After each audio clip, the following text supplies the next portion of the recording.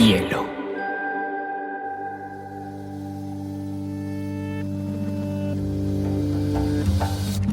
Coincide con la noción de estilo tal como se define en el diccionario. La lectura debe ser una de las formas de la felicidad y no se puede obligar a nadie a ser feliz. Pero no tengo idea de lo que va a suceder después. Entonces mi libro debe describir esa situación. Y digamos que lo es. El cuento se escribe así. Y a mí la cosa más importante que me ha pasado en la vida ha sido aprender a leer una pizca de exageración en esa frase. Este episodio de Biblioteca Personal es patrocinado por Café Matiz.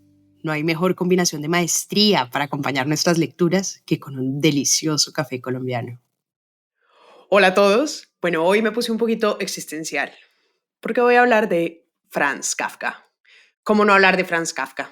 La verdad es que su legado está en absolutamente todo. Es además uno de los escritores que transformó toda la literatura universal. Yo creo que muchos de acá no lo han leído, yo tampoco la verdad lo había leído, pero casi todos lo conocemos por sus visiones. ¿O quién de acá no ha oído hablar de un hombre que se despierta un día convertido en un monstruoso insecto? Y la verdad es que, claro, Franz Kafka y las imágenes de sus historias sí que crearon un mito en sí mismo. Yo les digo la verdad, le tenía una resistencia a leerlo, obviamente porque, como a la gran mayoría de lectores, influyen un montón en mi estado anímico y emocional. Y no sé si les pasa, o sea, hay emociones en las que no sé si me quiero embarcar voluntariamente, ¿no? Es como ver una película de miedo o ver un drama así como que uno no sabe si se quiere empapar de eso. Y bueno, pues Kafka tiene la super fama de llevarte a una crisis existencialista y, bueno, puede ser toda una experiencia. Desde Gregorio Samsa, ese hombre que se convierte en un insecto, o el drama de un totalmente absurdo proceso judicial contra Joseph K., que es el protagonista del libro El Proceso, o un artista cuyo arte, miren, literalmente es morirse de hambre, que es El Artista del Hambre, que es otro texto de Kafka. O hay un montón de descripciones de cómo una máquina tortura a unos acusados así con la descripción exacta del dolor. Y uno dice, bueno, no sé si me quiero deprimir tanto. Pero bueno, todo sea por el amor a la literatura y vale la pena leerlo todo. La otra vez cuando estaba leyendo, porque me demoré como 2 meses leyendo toda su obra, me encontré al actor Dani Alejandro Hoyos, ¿no? El que representa a Susol Paspi, que es un gran lector. Nos encontramos en una librería divagando y me preguntó, oye, ¿estás bien? Y yo como, no, estoy leyendo a Kafka. Y él obviamente entendió perfectamente mi estado anímico. Él también había leído un montón a Kafka, pero para él sí era todo diversión. Entonces, claro, depende mucho de la personalidad. No estoy diciendo que necesariamente ustedes también entren en una crisis existencial. Pero les digo, de todas formas es súper interesante descubrir ese legado kafkiano. Dicen además que el trabajo de Kafka logró representar con una narrativa muy original, ¿no? Algunos de esos conceptos y preguntas centrales de una corriente de pensamiento entre el siglo XIX y el XX. Eso en realidad es lo que tiene que hacer la buena literatura, darle un orden a las nuevas ideas. Esas ideas que en algún momento dado de la historia están como dando vueltas por ahí, pero nadie les ha dado como un sentido o un contexto. Y lo que hizo nuestro amigo Kafka fue eso. Abordó temas existenciales, como el absurdo, la duda, la angustia, la desorientación, que son además una constante en la mayoría de sus textos, ¿no? Sus textos como la metamorfosis, como la condena, como el proceso, el castillo o el desaparecido, que además casi todos tienen interpretación cinematográfica, porque son así todos laberínticos, todos miedosos y dan bastante para producir contenidos visuales. Bueno, pero sí creo que es importante como aclarar una cosa, ¿no? Él fue antes del movimiento filosófico y literario que lo conocen como el existencialismo, porque ahorita les decía que estaba un poco existencial, pero no necesariamente es que él fuera del existencialismo. Y lo digo porque hay muchas peleas entre los intelectuales sobre si Kafka o no representa este movimiento.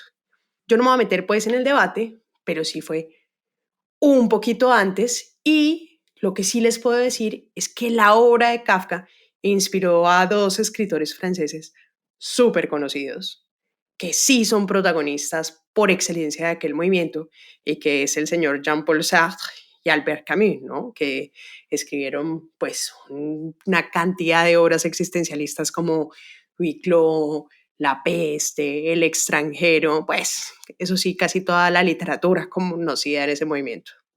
Y bueno, ¿qué es lo que dice el existencialismo? Es que el fundamento del sentir y del pensar humano es precisamente la angustia. Esa angustia es la que aparece en esos momentos en los que, como humanos, como personas, reconocemos que nuestra existencia está llena de cosas absurdas y de falta de sentido. Pero no necesariamente es una mala noticia. Veremos por qué vale la pena meterse en el absurdo.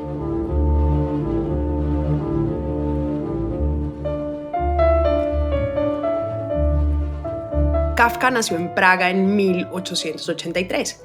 Era una familia judía, acomodada, pero tuvo una infancia muy infeliz. Primero porque tuvo una relación tormentosa con su papá, que era Hermann Kafka. Tuvo 3 hermanas, 2 hermanos además que fallecieron muy chiquitos, y en el pobre Kafka recayó como la responsabilidad de ser el varón de la familia. Yo creo que además muy poco se habla de lo que tienen que sufrir los hombres con esas masculinidades, ¿no? Con esas expectativas de qué es ser masculino, y creo que Kafka es uno de esos grandes ejemplos de ese sufrimiento. Su papá además, que era como hijo de un carnicero, pero que se volvió un comerciante, que era un hombre hecho a pulso, que había logrado como acomodarse a él y a su familia, no era capaz de perdonarle al pobre Franz que no fuera hecho a su imagen y semejanza. O sea, no era capaz de perdonarle a Franz que fuera diferente a él. Era puro típico machista. O sea, Hermann Kafka quería que Franz fuera así un varón rudo, todo grande y fuerte, pero pues Franz era sensible, era frágil, era pequeño y para colmo para el papá, dizque artista. Bueno, con aspiraciones literarias, que llaman pues. Lo cual pues obviamente para un comerciante capitalista pues esa vaina de la literatura era una cosa de bohemios, de vagos, de inútiles. Y claro, como el papá veía en Franz un tipo tan diferente, lo maltrataba y lo hacía sentir absolutamente nulo. Miren, hay un libro que es espectacular y yo creo que es fundamental para entender la obra de Kafka, que se llama Carta al Padre. Y es tal vez una de las cartas más duras que yo he leído en toda la literatura, y es en la que Franz se pega la desahogada contra su papá, porque tenía una relación realmente traumática, una relación demasiado complicada, porque el papá era absolutamente autoritario, era un tipo súper violento y le fascinaba hacer sentir a Franz miserable. Y el pobre Franz, pues, ¿dónde encontraba sosiego? Pues en la literatura. Y en esa carta, pues Franz le escribe a su papá todo lo que le daba miedo, todo el rencor que sentía por las cosas que le hacía. Doy un ejemplo. Pobre Franz, niño, tiene sed y le pide al papá agua. Como, papá, dame agua. Normal, ¿no? Uno creería, bueno, pues el chiquito le pide agua al papá. ¿Qué hace el papá? Pues lo saca arrastrado a la terraza, le cierra la puerta y lo deja fuera toda la noche, así, congelándose del frío. No sé qué tan normal sea ya eso.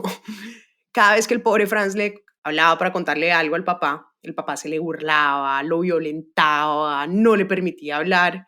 Mejor dicho, le decía como, ni una palabra, Franz, ni una réplica. No me vaya a responder, no me vaya a hablar. Y claro, pues el pobre Franz le tenía tanto miedo e impotencia, pues que en algún momento dado perdió del todo la costumbre de hablar. Y eso obviamente seguramente le generó una inseguridad terrible. No es una carta para sufrir. Dicen los rumores que finalmente nunca se la entregaron al papá, como que él se la pasó a la mamá y la mamá dijo, no, esta carta es tenaz para que tu papá la lea, y no se la entregó.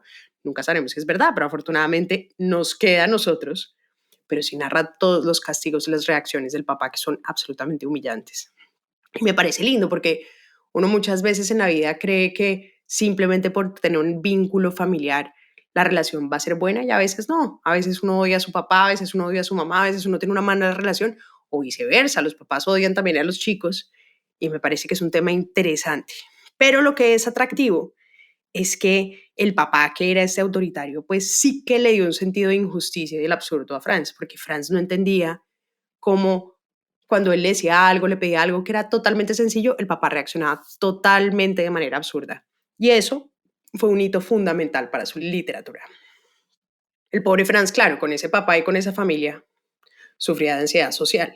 O sea, todos sus amores fracasaron. Creo que al final tuvo un amorcito, pero de todas las chicas que se enamoraban, pues terminaban siendo o enamoramientos epistolares o relaciones pues muy frágiles, y tenía la peor autoestima por su cuerpo. O sea, se sentía frágil, se sentía feo. O sea, de hecho, creía que la gente lo encontraba físicamente repulsivo. Mejor dicho, amigos, el papá lo dejó muy traumatizado. Y esto es súper importante porque toda la obra fue definida por esa relación tormentosa. De hecho, en varios de los libros de Kafka, uno ve que hay padres malvados. En la Metamorfosis, por ejemplo. La Metamorfosis, con el pobre Gregorio, el papá es un ser absolutamente malvado. Pero lo que me parece chévere es que no hay mal que por bien no venga. Como dice el filósofo Epicteto, lo que importa no es necesariamente lo que a uno le sucede, sino cómo reaccionas a lo que sucede.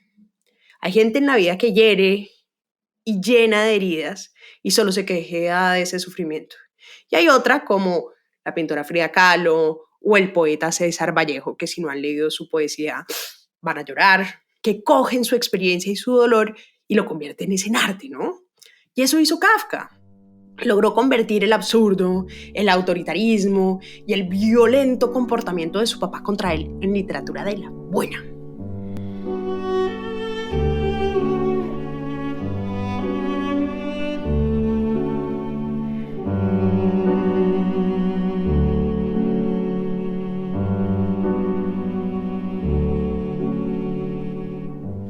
Bueno, les decía que todo ese autoritarismo del padre contra Franz Kafka fue su inspiración.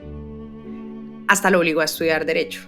Obvio, no lo iba a dejar estudiar literatura o esas carreras de vagos. Ahí le pasaron además dos cosas súper importantes que marcaron el legado y la obra de Kafka.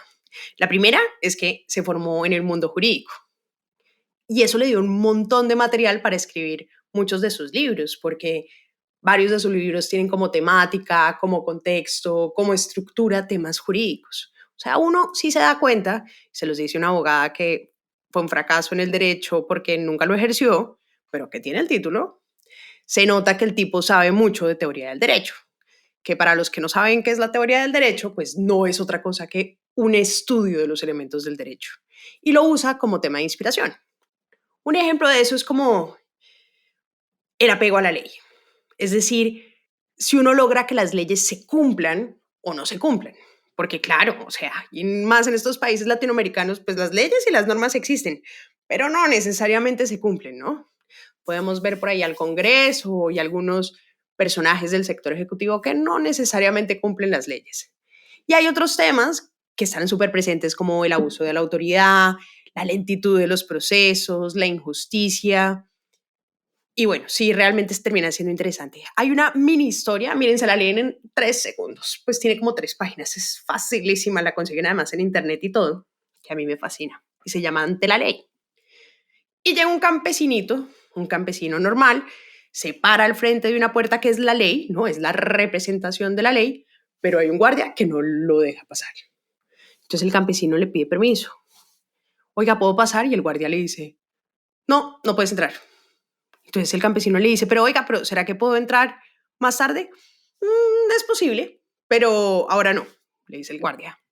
Entonces el tipo se sienta y dice, bueno, pues es la puerta de la ley, voy a esperar, espera, y espera, y espera, y trata de convencer por años y años al guardia que lo deje entrar, y obviamente se cansa de esperar hasta que se muere. Obviamente nunca entra. Así son las historias de Kafka. Uno dice, pero ¿qué? ¡Qué absurdo! Pero en el fondo tiene su moral, tiene su sentido. Para mí, obviamente, esta es como la historia que es una clara alusión al acceso de justicia. Pero como dice ese dicho popular colombiano, la justicia es para los de Ruana. Para castigarlos sí, pero para defenderlos no. Además, otra de las cosas que pasó cuando Kafka estudió Derecho, que les decía que igual había sido muy importante que estudiara Derecho, es que conoció a alguien súper importante en su vida, que fue su pana y amigo Max Brod. Y él es súper importante porque fue él quien siempre impulsó que Kafka escribiera. y que publicara. De hecho, fue la primera persona que le presentó a los editores, a las editoriales, publicó algunos textos que en esa época no tuvieron mucho eco, pero de todas formas le da ahí como la fuerza a nuestro amigo Kafka para que publicara. Y bueno, Max además Brod es el responsable de que conozcamos su obra. Porque imagínense que al pobre Kafka, que ya era demasiado desgraciado en la vida, además le da tuberculosis. Entonces le entregas todos sus textos a su amigo para que los incendie cuando se muera. O sea, le dice, mira, pana, ¿sabe qué? Queme todo esto, quémelo. Y obviamente Brod, afortunadamente, le desobedece. Y obviamente apenas se muere Kafka, lo que hace es publicarlos bajo su supervisión porque sabía que la obra de Kafka era valiosa. Y como dicen por ahí, las promesas a los amigos solo pueden romperse a favor de la amistad. Me parece que Brod hizo súper bien.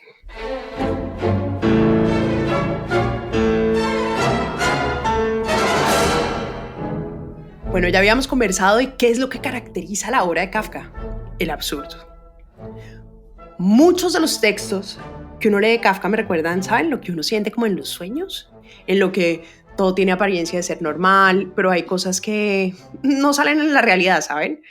Esos espacios como que contradicen la razón y la lógica, esas escenas que parecen como reales, pero que tienen una buena cantidad de fantasía.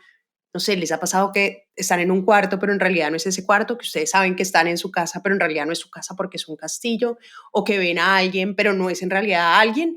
Bueno, eso siempre pasa en los libros de Kafka. Como que todo tiene como una sensación de normalidad, pero hay algo raro que no funciona, hay algo absurdo, hay algo ilógico. Esa sensación de absurdo es lo que siempre está presente.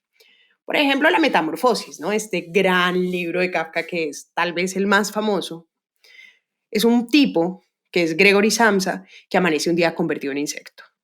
Y él se da cuenta que es un insecto. O sea, está acostado en su cama, tiene patas de insecto, cuerpo de insecto, pero a él lo único que le importa cuando se despierta no es que se haya convertido en un animal, sino que como está patas arriba, no puede voltearse y no puede pararse e ir al trabajo. O sea, la verdadera preocupación del personaje que se vuelve un insecto es que no va a ir al trabajo. O sea, va a incumplir, va a llegar tarde y el jefe lo va a regañar.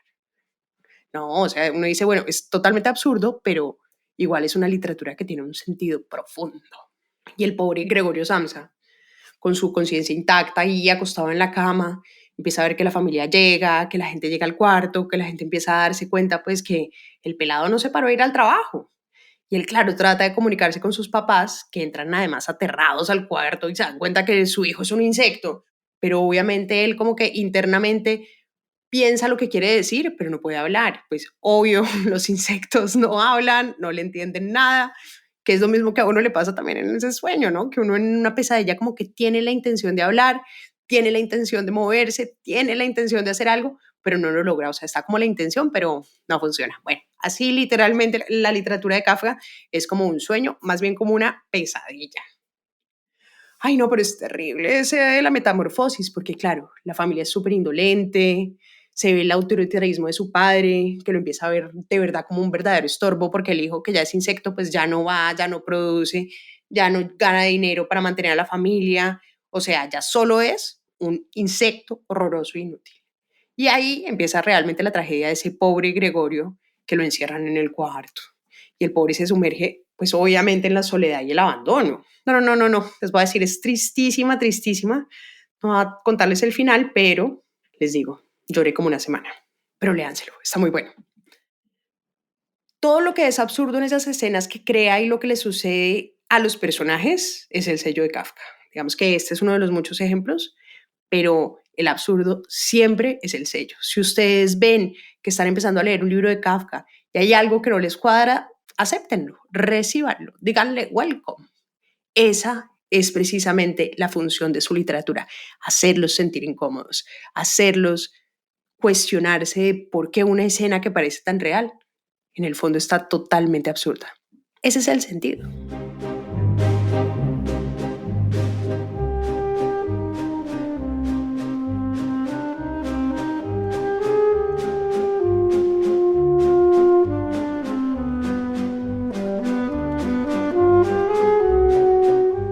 Hay una novela que es una de las favoritas de Franz que se llama El Proceso. De hecho, creo que tiene varias películas y es una verdadera obra maestra. Una mañana está un ejecutivo de un banco que se llama Joseph K. Está en su pensión, ¿no? Donde vive tranquilo y llegan dos tipos a detenerlo. Así, sin uniforme, sin acusación, sin orden de captura. Y le dicen, oiga, usted está detenido. Y en la misma pensión, cogen el cuarto que está al lado de la pensión, que es de una vecina, todo se reorganiza y ahora se vuelve un cuarto donde un juez le empieza a decir que está detenido. Él dice, ¿pero qué? ¿Cómo así? ¿Pero por qué? Si yo no hice nada. Ah, jaja, ¿qué tal? Este tipo dice que no sabe nada. Mejor dicho, el tipo empieza a vivir una situación súper extraña y termina yendo a recintos judiciales que en realidad son apartamentos, espacios de detención que son locales privados para atender su proceso jurídico, donde vive gente, pero en realidad son lugares judiciales. Mejor dicho, es más raro, no les digo, es como un sueño. Pero lo que es súper interesante es como la frustración del personaje que empieza a desesperarse porque todo el contexto empieza a cambiar a su contra y él obviamente termina sintiéndose culpable. Es una gran obra maestra. Y por más que patalee y conozca todos sus derechos, pues en ese mundo bizarro que crea Kafka, pues todo le pasa y todo termina mal. Hay otro cuento que también es chévere si se lo quieren leer, que se llama La Condena. Es súper cortico, se lo leen en media sentada. O sea, literalmente tiene, no sé, 6 páginas. Y es un tipo que le escribe una carta a su amigo en Rusia y le quiere contar lo bien que van los negocios, cómo va el compromiso con la novia. Y bueno, y él va y se acerca a su padre, que su padre está enfermo, que su padre fue quien fundó la compañía, y le empieza a decir, no, le voy a escribir a mi amigo, ¿te acuerdas de mi amigo, el que vive en Rusia? Y el papá empieza a reaccionar de una forma rarísima, totalmente desproporcionada, que no sea iluso, que es un mentiroso, que él no tiene ningún amigo, que ese amigo no es amigo de su hijo, sino de él, que el negocio no tiene nada que ver con el esfuerzo que ha hecho, que si al negocio le va bien es por culpa de la familia. Mejor dicho, el papá se vuelve un loco y le pega una humillada. ¿Y saben qué, cómo termina? Le dice al hijo, ¿sabes qué? Te condeno a ahogarte. Y el hijo literalmente va a un puente y se tira y se mata. Y así termina. Y uno dice, ¿qué? No entendí nada. Bueno, no, uno sí entiende, pero obviamente ahí hay una alusión extraña al papá.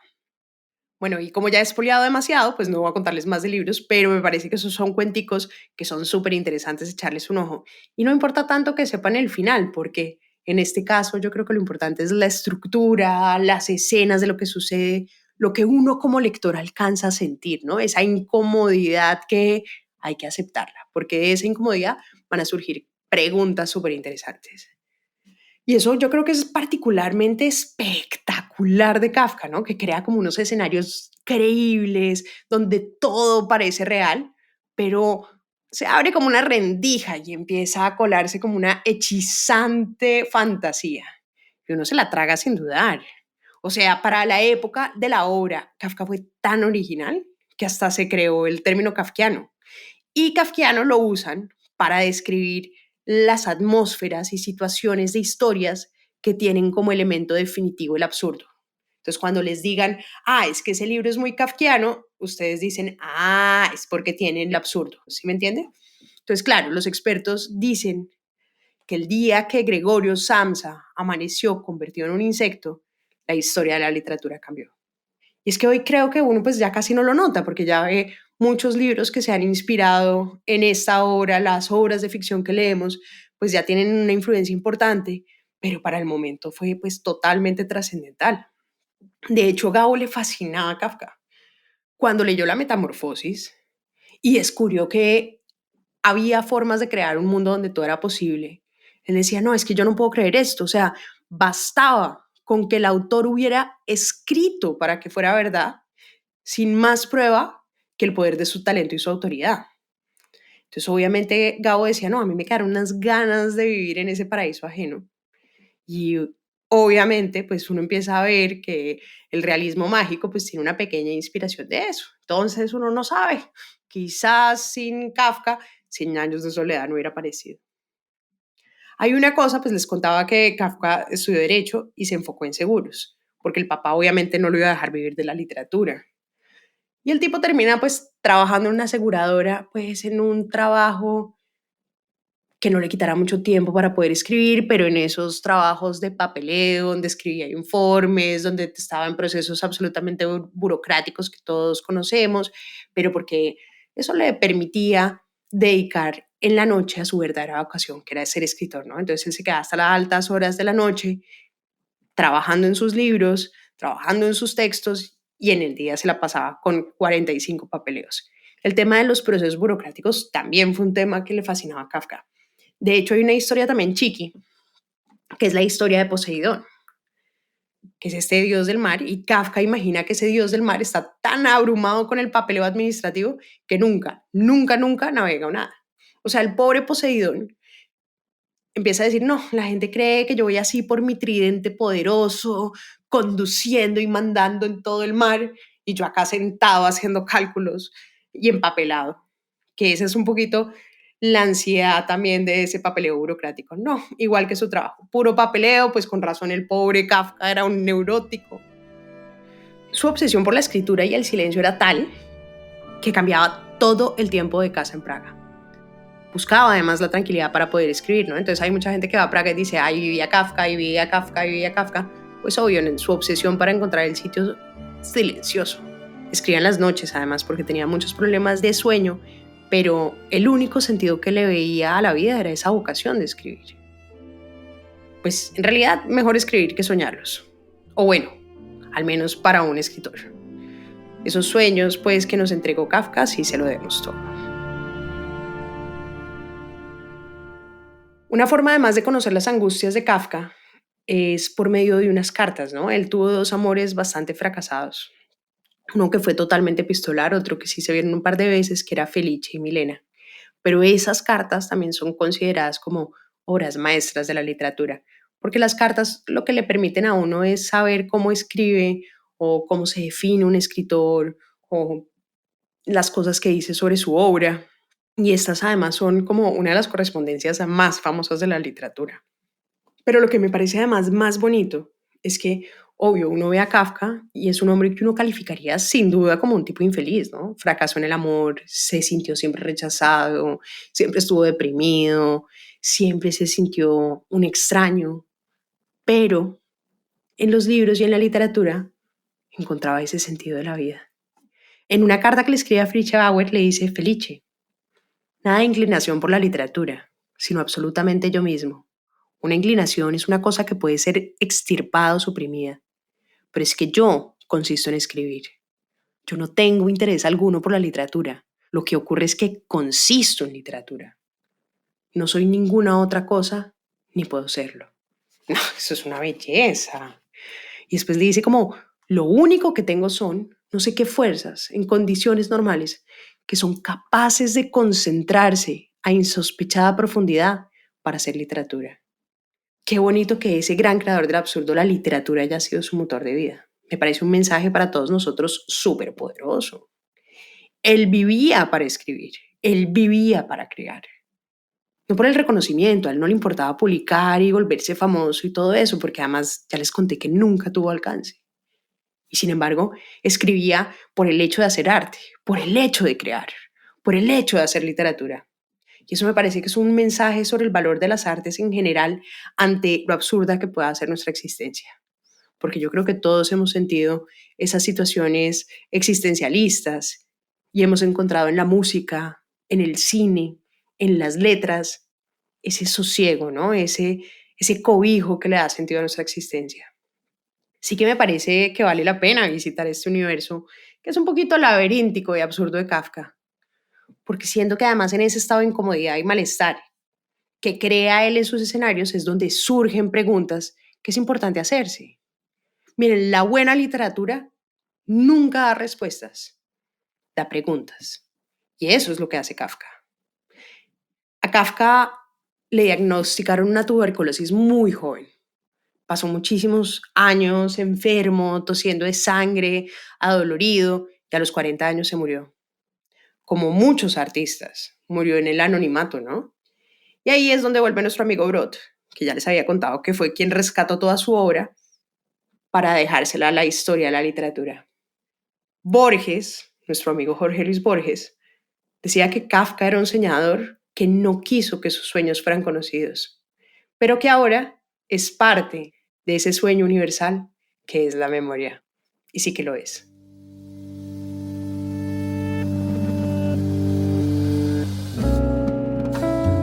Este es un podcast para contagiar el amor por los libros, porque no hay mejor forma de incentivarlo que desde la divulgación. Ser promotor de lectura es un hobby, pero también un reconocimiento y un agradecimiento implícito a aquellas personas que en nuestra vida nos acercaron a los libros.